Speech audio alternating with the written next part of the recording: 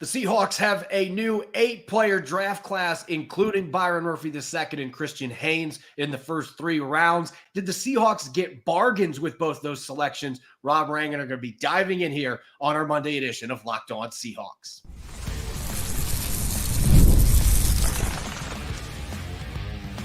You are Locked On Seahawks, your daily Seattle Seahawks podcast, part of the Locked On Podcast Network, your team every day.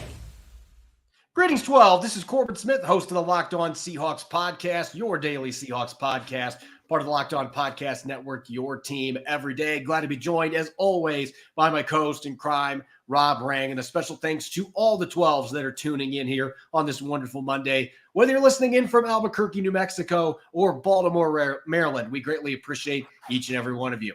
Making Locked On Seahawks your first listen 5 days a week. Rob, this is the first time that we're going to have an opportunity together to dive into this brand new 2024 draft class. We're going to look at some bargain bin picks in the first couple of rounds, and we're going to look at an experience-laden final 4 rounds, day 3 of the draft, and some offensive players that have been reportedly linked to the Seahawks as undrafted signees. It's a jam-packed episode brought your way courtesy of Monopoly Go. I'm a huge fan of Monopoly Go, the mobile hit twist on classic Monopoly. Join your friends and download Monopoly Go for free now on the App Store or Google Play. Now for your lead story here on our Monday edition of Locked On Seahawks. John Schneider and Mike McDonald have officially completed their first draft class together, a new 8-player draft class headlined by Byron Murphy II out of Texas, and in the 3rd round, Christian Haynes, the guard, out of UConn.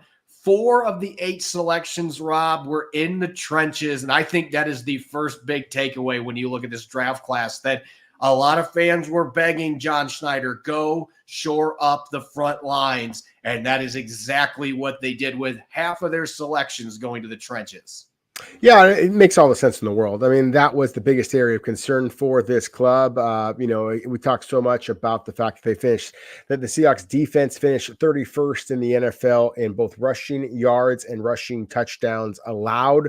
And I thought that every bit of that same concern should have been on the offensive line. There's just how many times, Corbin, did we see Ken Walker III, Zach Charbonnet basically have no choice but to try to create rushing yardage on their own. They just didn't have the gaping holes to exploit. And Geno Smith, so many of his best throws a year ago were after he had to kind of dip and duck around pass rushers before showing off his incredible accuracy downfield. So I did think that Seattle would prioritize the line of scrimmage. They did so. The real story here, though, is just how good of players that they had basically fall right into their lap. And I don't think that this was just blow ass luck. I think that this was incredible planning by the Seahawks, showing great poise, especially with allowing, Christian Haynes to fall to their lap at number 81 overall. I mean, Corbin, he was my number 45th ranked prospect in this draft class. I think, though, that you and I had some frantic moments here where we were kind of thinking, okay, they're going to have to trade up if they want to get one of these top guards. Just the fact that Seattle was able to kind of stand pat, allow the board to fall the way it did, it allowed them to be able to use the draft picks that they had on day 3. Actually, obviously, trade back to acquire even more selections. So kudos to the Seahawks, their scouting department, their connections with the NFL to recognize that they were going to have, in their opinions at least, the best defensive player in the entire draft, and Byron Murphy II fall all the way down to them at number 16 overall. And again, Christian Haynes at 81. It is about as good of a value bargain bin, as you said, as you're ever going to see on draft day. I look at these 2 selections, and I know Seattle only had 2 picks in the first 3 rounds, but I don't know that this could have played out any better for John Schneider than it did. And that's not hyperbole. I mean, Byron Murphy II, we talked about this for 2 months leading up to this draft. This was a player with his elite athletic traits at 297 pounds, the former running back background, how disruptive he was. You might not see it necessarily in the sack numbers, but one of the best at generating pressures on quarterbacks in the entire country last year in the middle of that Texas defense. This was a player that really from day one felt like a seamless first-round pick projection for the Seahawks. So he was near the top of my big board. I had him at number 2 on my list. behind Troy Fautanu, who was still available there. But the Seahawks at that point, they showed their confidence in Abraham Lucas here by saying, hey, we aren't going to go with a tackle or a guard here. We are going to get the best defensive player we had on our entire board that fell to us in this offensive-heavy draft, who's only 21 years old. That's the other thing I love about this. You are getting a blue-chip talent that is just 21 years old in a draft class that is littered with a lot of older prospects. So to be able to get that guy where they did, a player that I think has 8, 9, maybe even double-digit sack potential at the next level in this scheme for Mike Macdonald, being able to get him at 16 is an incredible value. And yet I will make the argument, and you already mentioned this, I don't think the Byron Murphy II pick is the best value pick for the Seahawks. It has to be Christian Haynes at number 81 overall. And you are correct, good sir. We were in the draft media room together, and I'm sure you saw me frantically typing out every about 5 picks. Seattle needs to trade up and get this guy, because once he fell into the low 50s, I was thinking, you got to swing a deal with the Miami Dolphins at 55. Go get that pick so you can get a blue chip guard. I had him as number 36 on my big board in this entire draft class. We're talking about a 2-time All-American at UConn. You have to be a darn good football player. This is a Cortez Kennedy type situation in 1992. To have that kind of notice on that poor of a football team, that speaks volumes, the type of football player we are talking about here. He's a road grader. He is extremely athletic. He's got sticky hands at the second level. He's one of the best second level guards that I've seen in the last 10 years in terms of effectiveness. And if you put him out there on pulling guard assignments and on sweeps, he can get after corners, safeties. He takes really good angles. There's just so much to like about this kid. He is a very well-developed player. Obviously spent a long time at UConn. He's 24 years old, but this is a guy that can come in as a plug-and-play starter. To get him at pick 81, John Schneider deserved kudos for his patience, and yet when it was getting to the 70s, I saw the Colts and Texans trade in front of him. I thought, oh, for sure, he's getting picked by one of these teams. And John Schneider's patience paid off in both these instances, getting guys that can plug and play. Because I believe Byron Murphy II can do that, even with the talent the Seahawks have in that defensive line. I think he can push for immediate significant snaps for this football team. Yeah, I agree with you, Corbin. And that's ultimately why Seattle was so giddy, frankly, about Byron Murphy II first. It is the positional versatility. He can play the nose. He can slide outside and play the 3 technique, all the way out, because he is so darn quick off the ball. And I had some conversations with some of the Seattle scouts. Look, they were high on John Newton as well. But at the same time, they just viewed Byron Murphy as having the higher upside and being the more versatile player. And that was going to be a priority for the Seahawks. So once he fell into their lap, John Schneider said as much, that they had some really appealing trade down offers from number 16 overall. They just couldn't trade away from a player that they viewed as a plug and play contributor. Who knows if he's going to start immediately, because Seattle has some talent along that defensive line. But it definitely makes them a much deeper group. And that is the thing that I thought helped the Michigan Wolverines win the national championship this past season. In my opinion, it wasn't the Kansas City Chiefs, of course, won the Super Bowl, but in my opinion, they were not the most talented team in the NFL. In my opinion, that was the Baltimore Ravens. And a big part of that was because of their depth and their rotation on the defensive line. And that's exactly what Seattle is trying to build here. So again, just very excited about the selection. And I don't want to talk out both sides of my mouth. As I said many times on our show, I was personally higher on John Newton, but there were some medical concerns with him. Now, of course, he didn't work out until very late in the process, and that contributed to it. You mentioned Troy Fautanu. I had some conversations with the Seahawks about him. Really good player. They had some medical concerns about him, as we talked about on our show as well. It was first reported, I believe, by Tony Pauline. So I want to give some credit there also. That rang true, as it turns out. So again, they got a player that has a disruptive presence, that has an incredible upside to him, and is as clean as you can get in terms of the medical, in terms of the character, graduating from Texas in 3 years. I mean, there's so many different things about about this young man that the Seahawks are really excited about. And then again, going back to Christian Haynes in round 3, and we talk about guys that check the box, as you said, 2-time All-American for a program at UConn that doesn't win very many football games. You use a great reference there, Cortez Kennedy winning Defensive Player of the Year on a season, in a season when the Seahawks won, I believe, 2 games. That's exactly the type of parallel that we're seeing here with Christian Haynes being named an All-American for a UConn squad that, frankly, is much more well-known for the exploits of its basketball, men's and women's, than its football team has ever done, despite the fact that it is coached by Jim Moore Jr., former Seahawks head coach. So again, I don't know if there is a team that did more with less than the Seahawks in the first couple of days of the 2024 NFL draft. And the fact that they did not trade down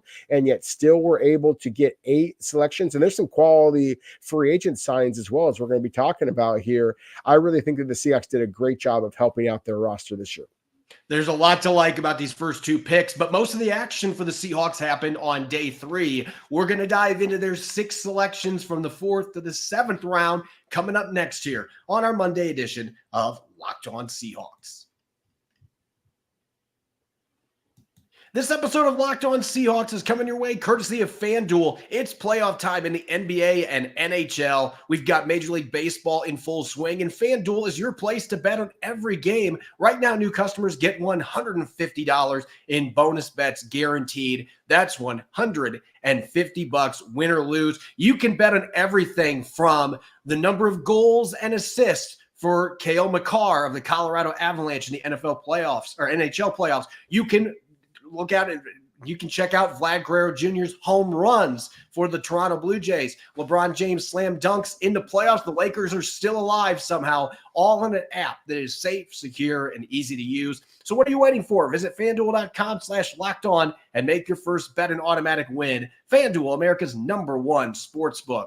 This episode is also brought your way by Game Time. You shouldn't have to worry or start ripping your hair out when you buy tickets to your next big event, because Game Time is the fast and easy way to buy tickets for all the sports, music, and comedy near you. They've got killer last-minute deals with all-in prices, views from your seat, and their best price guarantee. Game Time takes the guesswork out of buying tickets. For example, I purchased NHL playoff tickets. My wife and I were able to watch the Avalanche beat the Jets on Saturday, and it was an exciting game. We got to go to the game, get really nice seats for under $300. We had an absolute blast, and thanks to Game Time's best price guarantee, it didn't relay for the experience of a lifetime. If you find tickets in the same section and row for less, Game Time will credit you 110% of the difference. Take the guesswork out of buying tickets with Game Time. Download a Game Time app, create an account, and use the code LOCKEDON for $20 off your first purchase. Again, create an account and redeem the code LOCKEDON for $20 off.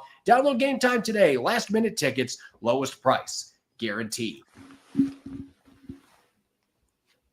You're listening to the Monday edition of Locked On Seahawks. This is your host, Corbin Smith. Glad to be joined, as always, by my co-host in crime, Rob Rang. And a special thanks to all the 12s that are tuning in. And thank you for making Locked On Seahawks your first listen 5 days a week. We greatly appreciate it. Make sure to check out on the Locked On Seahawks YouTube channel, or if you listen audio versions, make sure whatever platform you listen to your podcast, check out our other episode that launched today. We are chatting with Corey Allen, the head coach of Findlay College, and discussing 6th-round pick Michael Jarrell's ascent from a lowly recruited high school player to being an NFL draft pick. Can't miss interview. Make sure that you are checking that out wherever you listen to Locked On Seahawks. Let's get to the day 3 festivities for the Seahawks. This is where most of the action happened, with only 2 picks in the first 3 rounds, not trading down to get a 2nd-round pick or another 3rd-round pick. Pretty quiet day, even though the Seahawks got 2 very good players with their 2 selections. On day 3, that is where Mike McDonald and the rest of this personnel staff really got to work, hence why they were wearing their repair shop outfits that they wear every year on day 3. And Rob, this was kind of an interesting day 3 for the Seahawks in the sense that there were a number of players that they picked earlier than what I thought they'd come off the board, and yet that was really the way that this draft played out, more so than regular drafts, where after the first 100 picks or so, it really became a free-for-all. go get your guys. And that's what the Seahawks did, namely with their first 2 picks they had in the 4th round, Tyrese Knight out of UTEP, as well as AJ Barner out of Michigan. Yeah, a couple of players I'm excited to talk about, but I want to kind of, peel the curtain back a little bit for our listeners and viewers. As Corbin often says, thank you so much to all of you. Corbin, I often show up to the draft, half hour before things actually kick off. On Saturday this year, I actually got there about an hour early, about 8 a.m. The draft, of course, was beginning on day 3, about 9 a.m.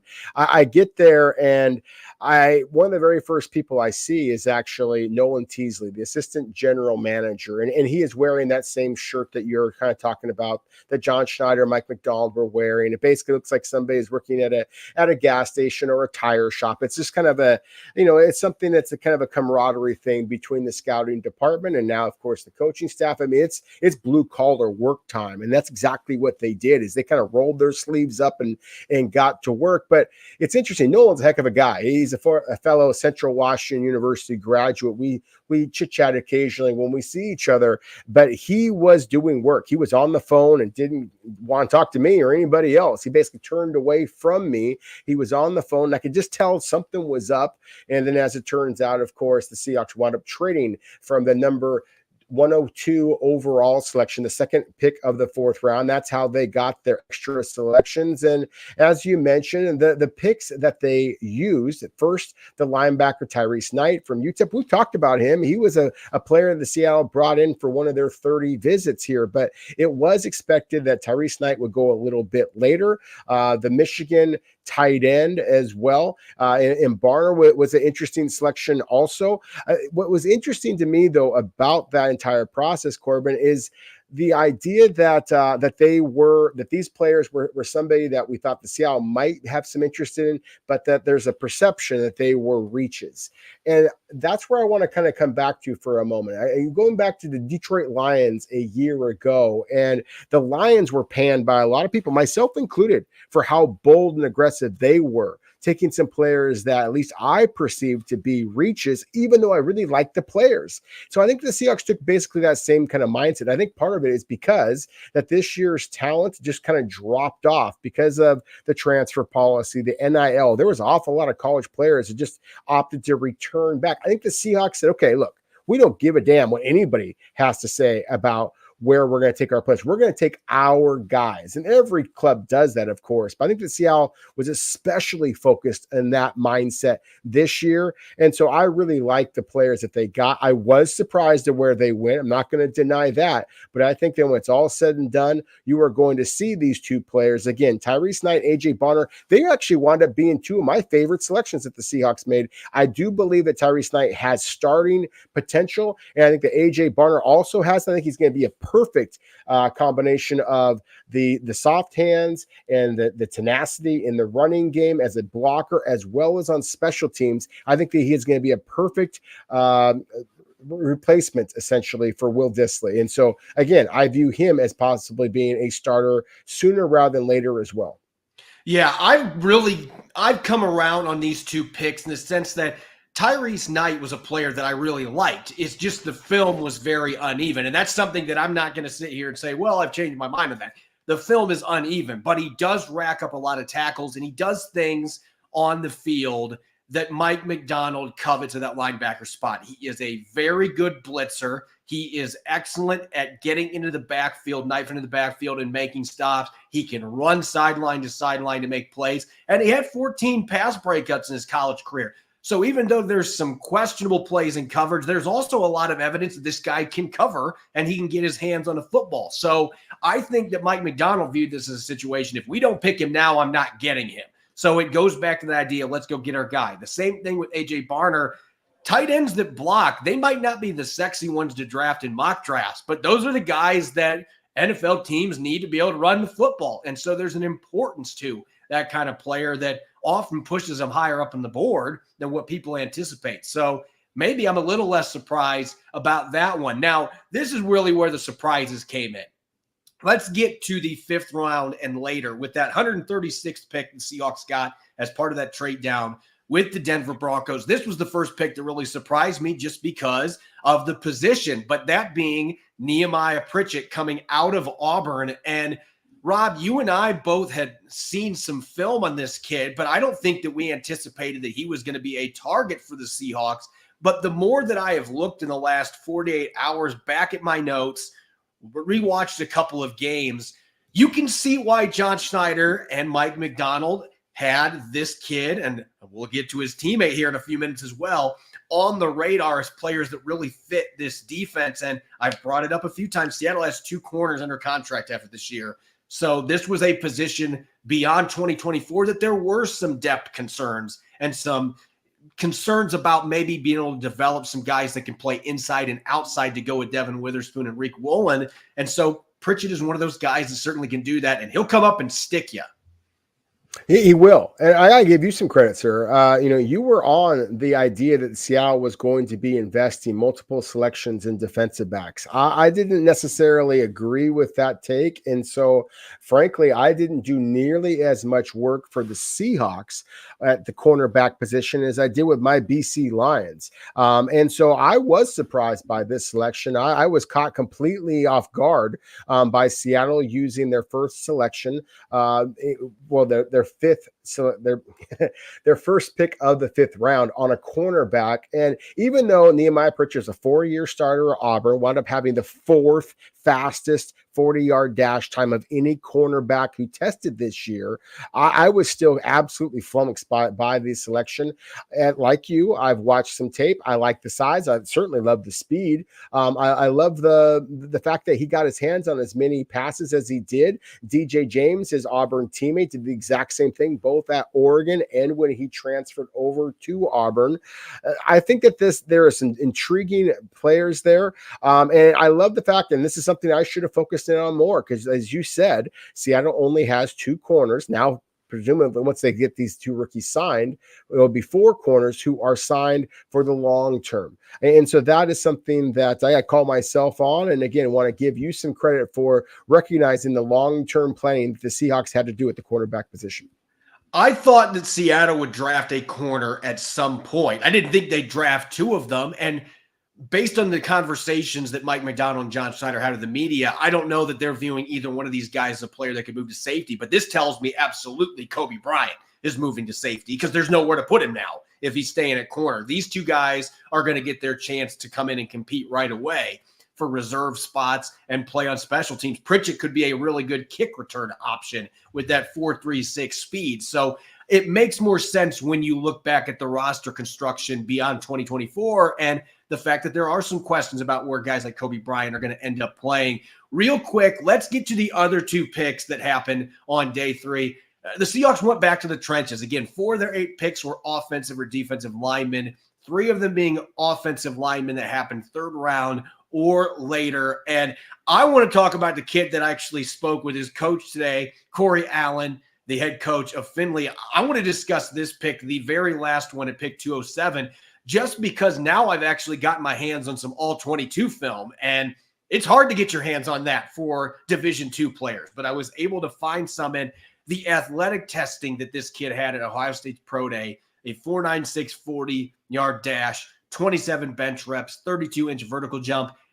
That explosiveness, that athleticism, it shows up on tape. You can see the lateral movement skills. You can see the ability to get out of his stance quick and get his hands on guys. There's some push ability there. I think he's going to need to get stronger in the weight room for the NFL, but you can see that, and getting to the second level, the natural athleticism that this guy plays with. You can see the tight end background that he had before he moved to offensive line. So I am very intrigued by this pick. I know that he's 24 going on 25, so you can't necessarily look at him being a guy like, we got 2 or 3 years to develop him. But at the same time, I actually think this kid is pretty polished for a player coming from a Division II school, and his Hula Bowl film was really good going against some other Power 5 competitions. So this might be a kid that some people are sleeping on just because he's a Division II player that I'm intrigued by to see where he fits in as a developmental backup here at the tackle position. No, I very much am intrigued as well. It was the Hula Bowl tape that I really wanted to watch because I did want to see him go up against some Power 5 talent. And I was really impressed by what I saw on that tape, that he played the right tackle as well as the left tackle position. Not something that he did much of at Finley, but just as agile as you were hoping for, frankly. And again, I think the Seahawks deserve some credit here. I really liked their trade down to acquire the extra day 3 selection, and I don't think that it was I thought it was very intentional by the Seahawks to trade out of the 7th round. As I said, at least in my opinion, the talent dried up. And I thought that by having those couple of hours off when everybody else is making their selections, the Seahawks are on the phone trying to seal any of those conversations with potential undrafted free agents, get a head start on all of those players. And that's one of the reasons why they got, in my opinion, one of the best undrafted rookie crops this year as well, as has been their kind of their MO in the past. Really quickly, with Satoa Laimea, this is a player that has an awful lot of versatility, has played both guard and both guard and tackle, primarily on the right side, saw some action at the left side as well. And like Jarrell is a guy who is athletic. That the Utah reputation is a big, brawling, mauling kind of guys, and he certainly can play that role, but he's more agile than people want to give him credit for. So I just thought that this was another steal, frankly, a guy that should have been taken at least a round earlier. For him to fall into Seattle's lap again, I think is just shows the amount of prep that the Seahawks did, and basically being able to read the board and anticipate what was going to happen rather than being forced to react and basically get a whole bunch of players as reaches the way that some other clubs struggle with in terms of their offensive line selections. Yeah, LeMay is definitely going to be playing inside in the NFL because he's got sub 33-inch arms. He's got the athleticism to be able to stay outside, but those short arms, that was one of the reasons he gave up 29 pressures last year, because he does have issues with speedy rushers, in particular with that lack of length, and that ends up hurting him recovering too. That can be mitigated sliding him into guard, where he played a lot of snaps, and he has a mean streak in the run game. And so I like both these O-line picks, one that's a more polished Power 5 player and another one coming from D2 that, like I said, he is more polished than I anticipated, much more polished. He's played a lot of football. It's going to be a jump coming to the NFL, but I think there's reason to believe that Jarrell could be a really interesting player to watch this offseason and going into his first training camp. When we get back, we're going to look at offensive undrafted free agent signings, the ones that have been reported. Again, none of these have been officially announced by the Seahawks, but we're going to look at some offensive players in the undrafted ranks set to join the Seahawks roster. Don't go away. You're listening to the Monday edition of Locked On Seahawks. This episode is brought your way by Monopoly Go. I've got an extremely competitive side, so of course I'm a big fan of Monopoly Go. I'm sure you've heard of it. It's been downloaded over time. Great twist of Monopoly where you can play not one, but hundreds of Monopoly boards in crazy locations. My favorite isn't even on this planet Earth. I love the moon map. Building up amazing cities that bring you big money. But the best part is messing with my friends. I love to charge them rent on their properties, just like classic Monopoly. But now I can also rob their vaults for riches for myself. And the leaderboards show me who the biggest Monopoly tycoon is. You can team up with friends and people all over the world in time tournaments to earn huge rewards. So get in the game and join your friends. Download Monopoly Go now for free on the App Store and on Google Play. You're listening to the Monday edition of Locked On Seahawks. This is your host, Corbin Smith. Glad to be joined, as always, by my co-host in crime, Rob Rang. And a special thanks to all the 12s that are listening in and making Locked On Seahawks your first listen 5 days a week. We greatly appreciate it. Over the years under John Schneider and with Pete Carroll, for 14 of those years, the Seahawks have been known for their ability to mine gems in undrafted ranks. With John Schneider and many of the scouting department members still around at the VMAC, we can expect that is still going to be a big part of building the roster in Seattle. With that being said, it's time to start diving into the undrafted rookie signings that have been reported to the Seahawks on the offensive side of the ball. Again, these are just reports. The Seahawks have not announced any of these signings yet. That should be coming in the next day or two as they head towards the start of rookie minicamp on Friday. But Rob, you mentioned it, you hinted at it earlier, that this was a really good-looking undrafted crop of players already. I think you just look on the offensive side of the ball, and there are instantly 3 names that jump out to me that I think can absolutely make the Seahawks 53-man roster. Well, at least for me, I'm going to start off with Jack Westover. We've talked a lot about Westover, and I think that the Seahawks already have a quality tight end with a very similar blend of size and agility and soft hands out of the backfield in Tyler Mabry. But I think that Jack Westover might even have a higher upside to him, so I'm fascinated to kind of see how that works out. I'll leave the running backs to you. You're the running back aficionado. But the other player that I really want to kind of talk about here for a moment is Hayden Hatton from Idaho. As I mentioned before with the BC Lions, I focus in on a lot of the players that I don't think are necessarily going to make it in the NFL, but that could be superstars in the CFL. Hayden Hatton does not have great speed. I clocked him personally at a 4.63 in the 40-yard dash, and I don't know if that's going to be good enough to make it in the NFL. However, he has excellent hands. He is a terrific route runner. He is as good of a person on and off of the field, as competitive as anybody you're ever going to see. And so I really am rooting for him. And certainly think that he's got a shot on this club. Obviously, we saw just last year with Jake Bobo making this team, despite having a heck of a lot slower 40-yard dash than Hayden Hatton's. So I am not going to just discount the possibility of Hatton making this roster. But I will tell you this, that he is a talented football player and give everything he's got. And so I think that kudos to the Seahawks for giving him an opportunity here, because, again, this is a program that has proven they will give their undrafted free agents a legitimate chance of making the roster. I'm going to say this from as unbiased of a lens as I possibly can, because I do root for Boise State. That is my college team, and I'm a former running back and running back coach. So, of course, I'm going to like George Helani. Now, I did not have a draftable grade on him. I will say that. I had him as a late 7th undrafted, most likely undrafted. The Seahawks did bring him in for a top 30 visit, so this should not be a surprise at all. He is the most established of the 2 running backs that are on this list. He's got 2,000-yard seasons at Boise State, got really good pass catching production as well, a decent pass protector, has some room to grow there, but not a guy that's a burner. He's had some injuries. Those are the things that kept him from being a draftable player in my mind. But I could see him being a player because he has some third down skills and there is some production on tape. He's got really good vision out of the backfield. This could be a player that kind of has a Dylan Johnson type skill set. Dylan Johnson's not a burner either, but look what he did at Washington in Ryan Grubb's offense. George Helani could be a guy like that settles into a 4th running back role, and maybe he pushes Kenny McIntosh. Kenny McIntosh ran in the 4.6s last year.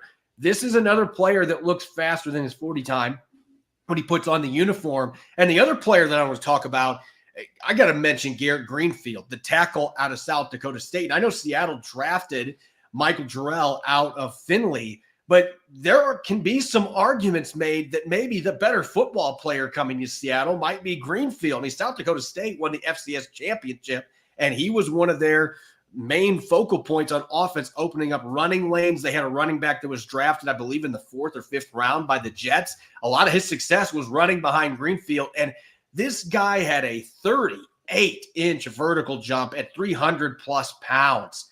That's incredible athleticism from a guy of that size. So not going to have some of the other metrics that we saw with Jarrell. And I think that you can make some arguments on film that Jarrell maybe in the pass protection game is a little bit more polished. But this Greenfield kid is a run blocker. He intrigues me. So if you're looking for an offensive line in the undrafted ranks that maybe could make some noise and push some of the guys that were drafted by the Seahawks, then I certainly think that Greenfield is a player to keep an eye on. And I'd be remiss not to mention the quarterback here either. Siobhan Cordero, who started at Hawaii for 3 years, then was at San Jose State the last 2 seasons. There's a lot of tape that looks like a mid-day 3 pick from this kid. He's really athletic at 6'1", 190 pounds, had really good rushing numbers. He can do a lot of damage with his legs. He's got a lot of arm talent too. The issue is there's also a lot of plays where you're like, that guy is undraftable, untouchable. So trying to figure out how you can cut down those plays, he would be an interesting developmental quarterback that has the traits, has some good production, but clearly looks like a player to me that is probably a CFL candidate in the long run, but certainly an intriguing quarterback addition. Yeah, possibly a CFL candidate, possibly a practice squad candidate. Of course, that was some of the debate is once the Seahawks correctly recognized that there wasn't going to be a quarterback at number 16 overall among the top 6, then the heck with it. Just, this draft is a wash. Trade for Sam Howell. Of course, that's what they did. And so why take a quarterback in the 3rd, 4th, 5th, 6th round when you're going to have to keep them on the roster? Otherwise, they're going to get stolen if you try to put them on the practice squad. Cordero or Tagovailoa, who is at least was invited to the free agent camp, hasn't officially signed or anything like that. But still, if one of those quarterbacks was to intrigue Seattle enough, they are the perfect practice squad candidates, perfect perhaps CFL candidates. And so kudos again to the Seahawks for kind of reading the board correctly rather than reaching for, I wouldn't call Spencer Rattler a reach in the 4th round. I'm very high on him. But at the same time, again, basically that would have hamstrung your roster building. And so I think that the Seahawks did the better move by getting bigger and better along the line of scrimmage, and especially when you know that you have 2 starting caliber quarterbacks already on the field already on the roster, in Geno Smith and Sam Howell. As always, you can follow me on X and Threads at Corbin Smith NFL. You can follow Rob at Rob Reg. Make sure to subscribe to Locked On Seahawks on YouTube or wherever you listen to your podcast to make sure you don't miss a single episode. Coming up on our Tuesday show, we'll be looking at some of the defensive undrafted free agents that have been linked to the Seahawks, and we're going to take a step back from the 8-player draft class and look at the returning veterans. Who are the big winners and which players need to be looking in the rearview mirror with this new class coming into town? Should be a really fun episode. Make sure that you're listening in and enjoy the rest of your Monday. Go Hawks.